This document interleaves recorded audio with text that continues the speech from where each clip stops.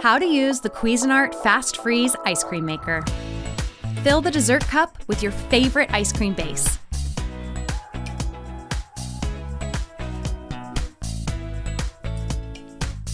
Put the lid on the dessert cup. Freeze on a level surface for at least 24 hours.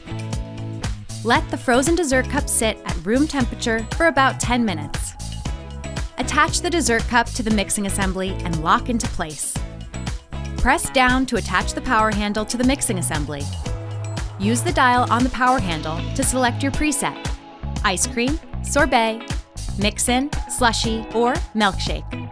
Grasp the mixing assembly firmly with one hand and then press the power button with the other. While holding the power button, press down on the power handle. While the green light is on, keep pushing downward. When the light turns red, you've reached the bottom of the cup. Guide the handle back to its original position and then stop pressing the power button. Remove the cup and then enjoy your dessert. Now that's a work of Cuisinart.